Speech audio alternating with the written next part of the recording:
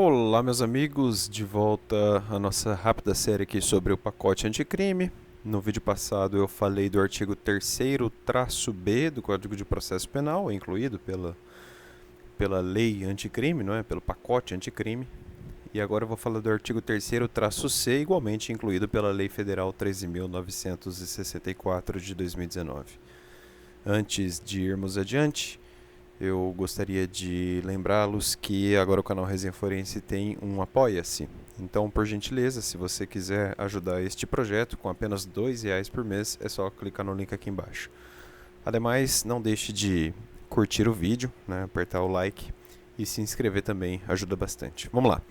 Artigo 3º-C do CPP, incluído pela lei do pacote anticrime. Caput. A competência do juiz das garantias abrange todas as infrações penais, exceto as de menor potencial ofensivo, e cessa com o recebimento da denúncia ou queixa na forma do artigo 399 deste Código. Bem, aqui eu traria já dois comentários, né? Que o juiz das garantias atuará em todas as infrações penais, tirante aquelas ditas de menor potencial ofensivo. Para entender o que é menor potencial ofensivo, se eu não estiver gravemente equivocado, não é? A gente tem que ir para a Lei 9.099 de 1995, que é a Lei dos Juizados Especiais. E aí a gente vai ter que pular, Lei 9.099, para o dispositivo da 9.099, que define o que é infração de menor potencial ofensivo. Que eu me lembro é o artigo 61. Aqui, ó. Consideram-se infrações penais de menor potencial ofensivo, para os efeitos desta lei, as contravenções penais e os crimes a que a lei comine pena máxima não superior a 2 anos, cumulado ou não com multa. Certo? Então, contravenção penal e ou crime com pena máxima não superior a 2 anos, cumulado ou não com multa, tanto faz, não entra no regime dos juízes das garantias, não entra no regime da sistemática imposta pelo pacote anticrime. E tem mais, ó. Como eu já havia dito até no vídeo passado, né? Existe uma cisão mesmo de jurisdição, porque, ó, o juiz das garantias cessa com o recebimento da denúncia ou queixa na forma do artigo 399 do CPP. Então, a partir do recebimento da denúncia ou da queixa, conforme o caso, já não há mais o juiz das garantias, né? As cognições a ele reservadas cessam, surge o juiz do processo penal propriamente dito, tá? Então, existe uma cisão bem clara aqui de cognição. Uma inquisitiva, quando for o caso, outra processual a partir do recebimento. Aí o parágrafo 1º fala: recebida a denúncia ou queixa, as questões pendentes serão decididas pelo juiz da instrução e julgamento. Aqui, eu acho que a lógica do juiz das garantias já começa a perder o seu sentido. Porque se o juiz da instrução, de fato, né, o juiz do processo penal propriamente dito, lidar com as questões pendentes da investigação, no fim das contas ele vai estar tendo contato e também vai dar o desfecho probatório que era reservado, a princípio, ao juiz das garantias. Então aqui, esse parágrafo 1º está um pouco mal situado, né? Na verdade, essa cisão bruta com apenas o fato jurídico do recebimento da peça inicial criminal, no caso a denúncia ou a queixa, talvez seja um pouco duro demais, né? Se a ideia é preservar a imparcialidade, aqui cabe uma crítica. De antemão eu saliento o seguinte: a ideia do juiz de garantias é boa. A ideia de separar as cognições jurisdicionais é boa.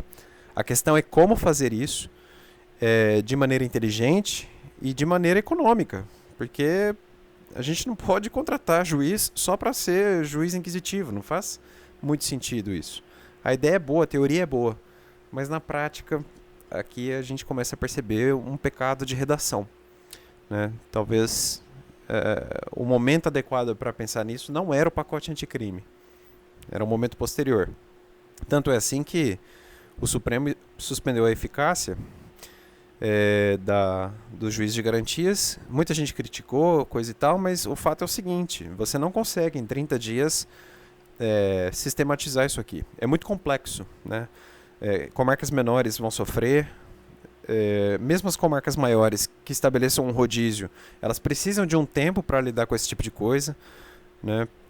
Os servidores dos tribunais, às vezes falta, quem trabalha na realidade forense sabe do que eu estou falando, então vamos com calma, sabe? Não é assim, na canetada, que a gente vai resolver as questões, né?